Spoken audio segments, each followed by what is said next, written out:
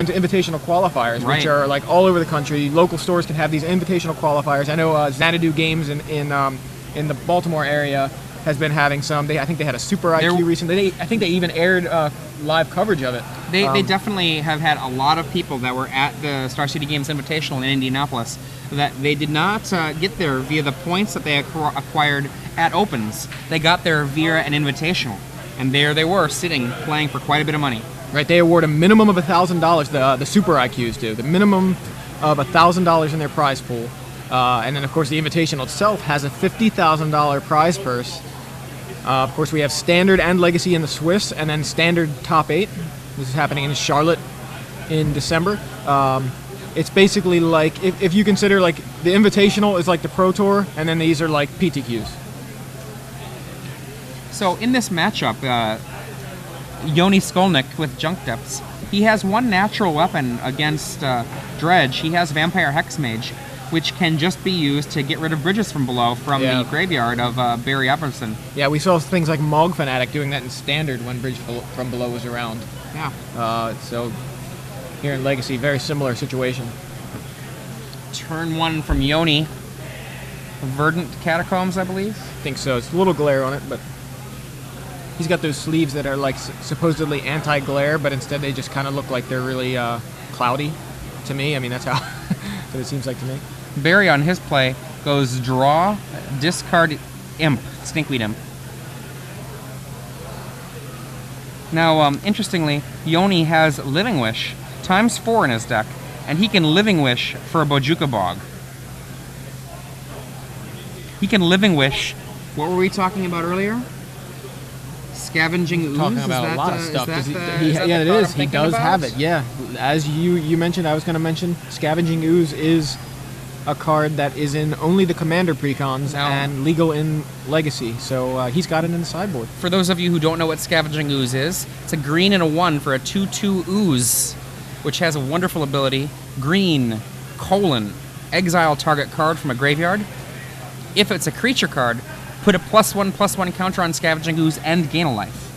Yeah, that is a Dredge killer. Yeah. I mean, it's pretty big. I mean, and the fact that he's just got one copy in the sideboard, perfect place for it when you have 4 copies of Living Wish. Yeah. Living Wish is an underrated, underplayed card, I feel like, in Legacy, where where this format is so diverse.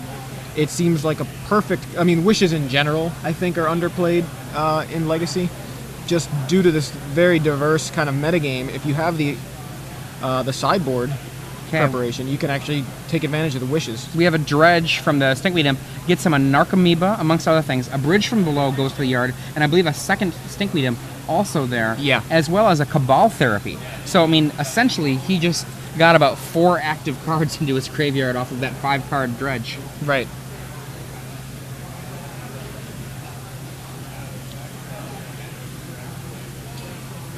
Tarmogoyf seems pretty good against Dredge as well.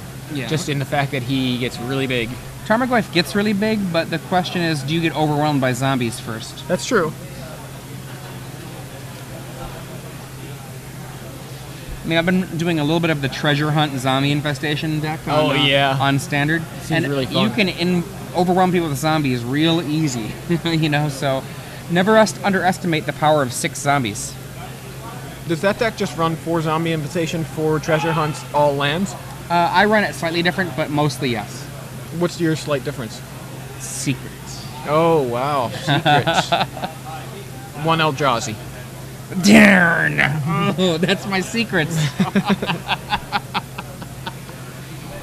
1 Ulamog. Yeah.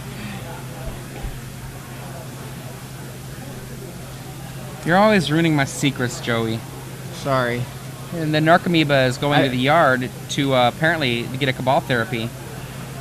Or no, it blocked. Pardon me, it blocked. Yeah. It blocked and gets a zombie. Tarmogoyf attacks, Narcomoeba blocks, Bridge from Below gets a 2/2 zombie. Joey. I'm sorry. I just took a blind stab at it. So far, Barry, not Joey. So far, Barry has not actually done anything other than rules-based work, you know? Game mechanics. He has discarded and he has dredged. And he has triggered. And there is a Dredge The Imp. It's 2 Dredgers and another Narcomoeba. It's a Golgari Grave Troll and a Golgari Thug. Yeah, at this point, Scavenging Ooze is actually kind of not enough. I mean, he's got... I guess it could be enough. Scavenging Ooze would blunt a lot of Barry's work here.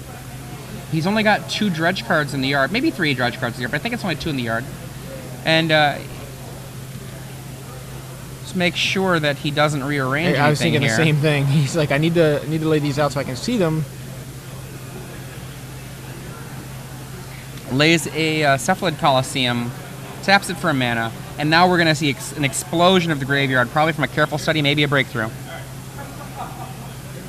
Breakthrough for 0. He will have no hand at the end of this, but it is Mental Missteps. Who cares about color requirements when you've got Phyrexian mana?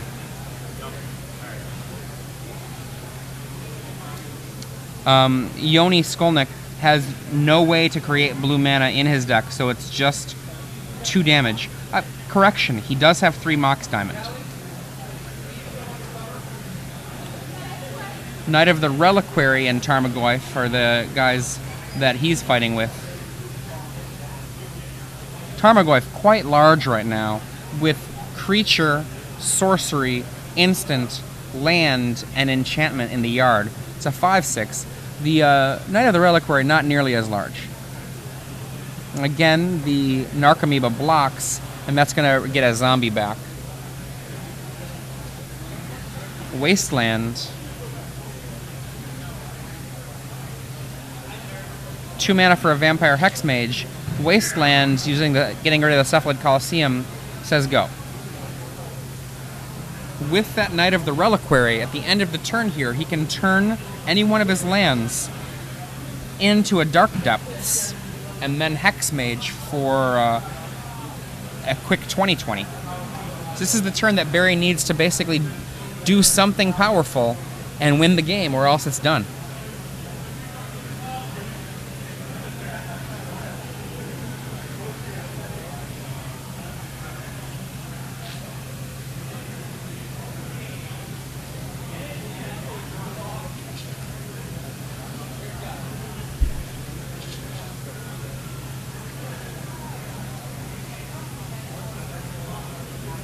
Barry says go. Knight of the Reliquary taps. Kills one of his lands. A Dark Depths comes into being. Vampire Hexmage will be sacrificed to make the Dark Depths into a 20/20 Merit Lage token.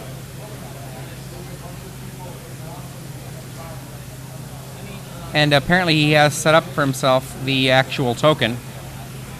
Untap. And without any flyers, Barry's going to die to a 20/20.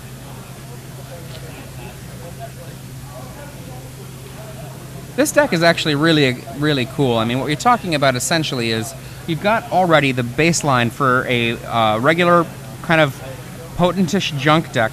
I might actually say that it's almost closer to a rock deck. Junk is generally characterized, even though it's classically a green-black-white deck, more accurately, it's a mid-range aggro deck. And rock is generally classified as the mid-range control deck. And this deck generally plays out more like a mid-range control deck. It doesn't have the same aggressive features that junk usually has, even though it does have that color combination. But then it attaches to it such a small little thing. 3 Vampire Hexmages and 4 Living Wish. And between the 2 of them, that means you can fetch out either the 4th Vampire Hexmage from the sideboard or a Dark Depths, and you can also, with your Knight of the Reliquary, you can search out Dark Depths in your main, which means that you have a very solid mid-range, in this case somewhat controlling deck that's got Dark Confidants and Knight of the Reliquary and Tarmogoyf, but all you've got to do is add in Vampire Hexmage and 1 Dark Depths, and you've got a potent Merit Lage combo as well. Yeah, very interesting kind of list. Now this is a deck that really just kind of got notice fairly recently. It's been around, I think, for a little smidge of time, but recently it just kind of started showing up in more numbers. Right, it was in 8th place last week at Richmond, piloted by Daryl Ayers. taking a look really quickly. Is it maybe identical? We have. I think it's exactly the same list. Yeah. He's got. Does he have? Scroll up or something. Oh, sorry. You pointed up, and I thought you were telling me to wait. Yeah. I mean, it looks the exact same main deck, except for perhaps the land mix might be slightly different, but the main deck otherwise looks the same.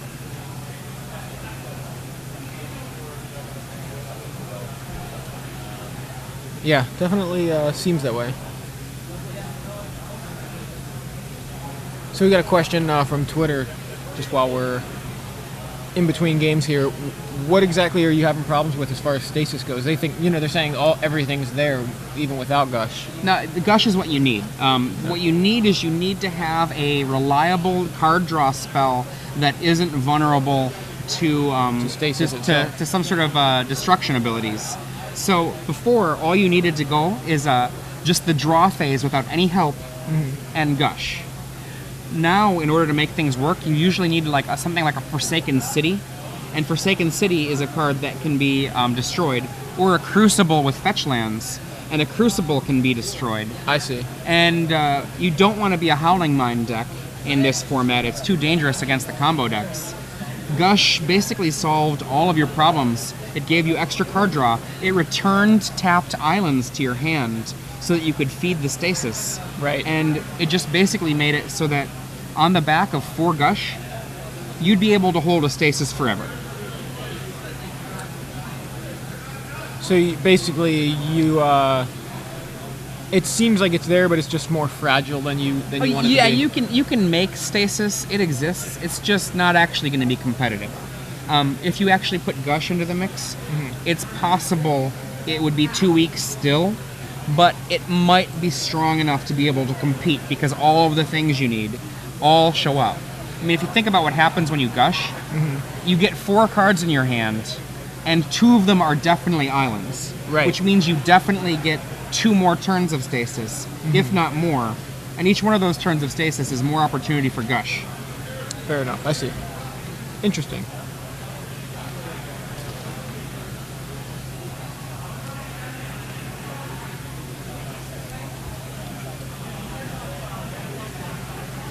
Thank you for that question, whoever was brought that on the Twitters. That was You'll Be Dead X. I mean, I built a stasis deck for the last Legacy Grand Prix, and didn't play it because it just wasn't good enough. I see. The big moment that we decided not to play it was when we discovered that Jace the Mind Sculptor does not get protected by propaganda. Yeah, propaganda says you cannot be attacked. Right. Jace is not you. That's right. It's one of the things that comes up as far as Cronenberger's list. I believe he was playing some propagandas. Whether it was him or it was Ruben Bressler was also been playing. That's exactly right. That's the name Blue. I was looking for. For some reason I couldn't. It wasn't coming to mind. But yeah, he definitely was playing propagandas with Jace.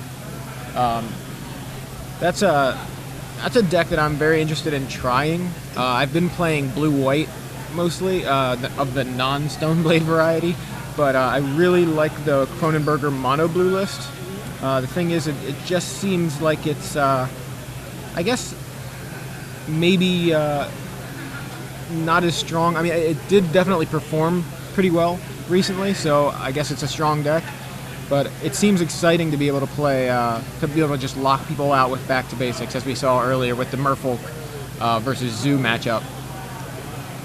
But sometimes those Back to Basics don't lock the opponent out. I have a friend of mine who plays a junk deck, and he plays around Back to Basics just, I guess, whenever he's playing a blue deck, just because, I guess, playing around Back to Basics also plays around Wasteland.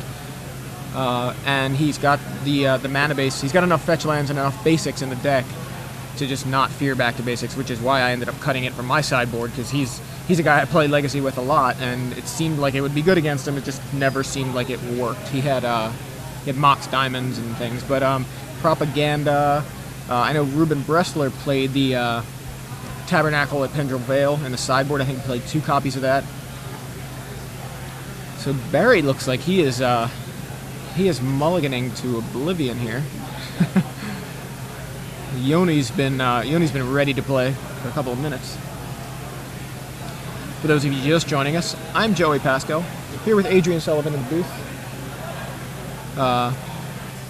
covering the Star City Games Open Series here in Boston. This is the legacy portion. As I mentioned a little while ago, if you maybe just tuned in, we had a pretty diverse standard format yesterday.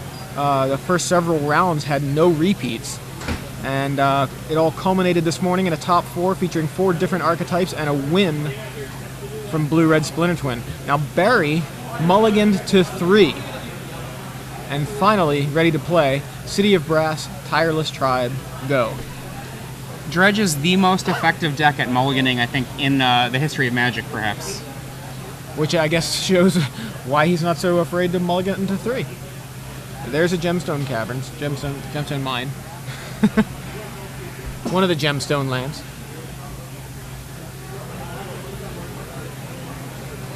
Putrid Imp. He's got 2 Dredge outlets in play, no Dredge cards. Yeah, so I'm just going to beat down with Dredge guys now. Might as well go for the beats.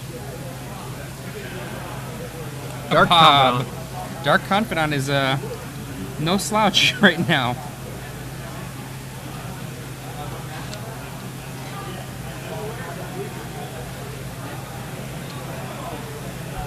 Here they come. The Dredge beatdown. Attack for 2. Bob says Marsh Flats. That's a 0. And then the regular draw.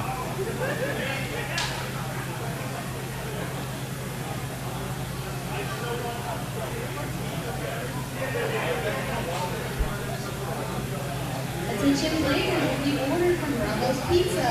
Waiting for Tim, Matthew, and Blake. Please come main and stage. Dark Confidant attacks. We see a Wasteland and a Knight of the Reliquary. Yoni's dudes are bigger than Barry's. His attack plan is falling apart pretty quickly. Cabal Therapy. Naming Vampire Hexmage, I would guess. Yeah. So, let's see what we got here. Marsh Flats, Tarmogoyf. I believe that's another Dark Confidant. I think that's a Life from the Loam. Oh, it could be, okay. A little tough to tell. It's a whiff for Barry. Wish we could have seen exactly what those were a little bit better. But there's a second City of Brass gonna hurt Barry potentially more than it helps him. Knight of the Reliquary does 3 damage to Yoni from Dark Confidant. I should say Dark Confidant does 3 damage to Yoni via a revealed Knight of the Reliquary. Right. Because the Knight of the Reliquary in play didn't hurt anybody. Yeah. Not yet. Not yet, but you gotta wonder here, like, I think Yoni's very happy to have a second Knight just to lay on more beats.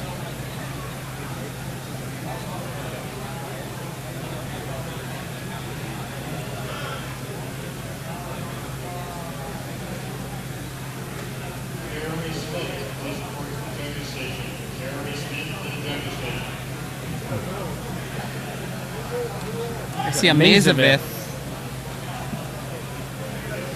And he's going to do the Brian Cole special. Attack with Knight of the Reliquary. After damage has resolved before combat has ended, return Knight of the Reliquary to the untapped position. Second Knight of the Reliquary. Nice Vigilant Knight there. When Brian unleashed this recent build, not the Depths build of Junk, but the recent incarnation of Junk, a lot of people in the Legacy world were really shocked to discover, with the rules timing, that Knight of the Reliquary was able to do the tricky tricks of Mazavith.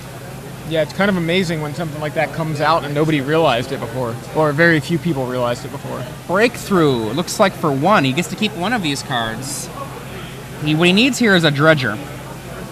Dredger in the yard and another draw spell in hand would be good. It looks like there's a Bridge from Below, and I think there was indeed another draw spell. Careful Study, not quite as good.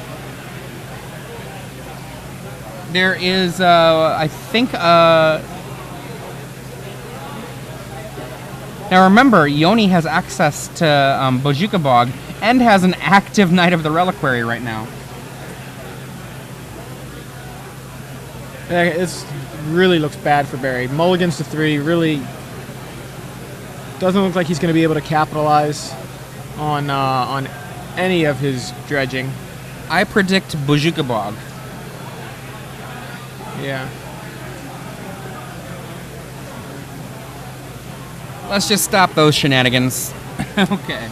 Yeah, so no cards in hand, 2 cities of brass as your only lands, a tireless tribe, and a putrid imp as your only creatures.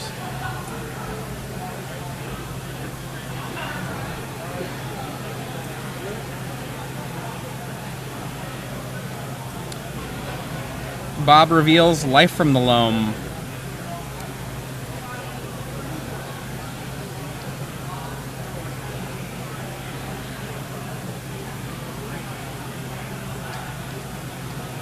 I actually can't come up with a path for Barry to get out of this at this point.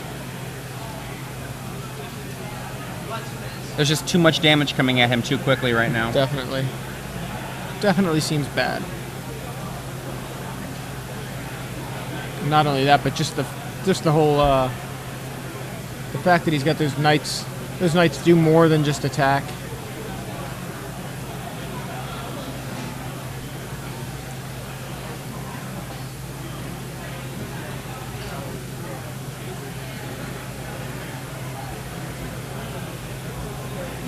Both creatures block the Knights of the Reliquary, so Barry will take 2 damage only here. After combat damage, inside combat, Knight of Reliquary is untapped. Wasteland, and Knight of the Reliquary destroys another one of his own lands, probably to fetch another Wasteland, which is going to mean Barry Everson has no cards in hand, no land in play. Yeah, no chance to win. He can't speak, so he concedes the game. Yeah, very, very difficult to come back from a mulligan to 3. You said Dredge could do it, but yeah, usually as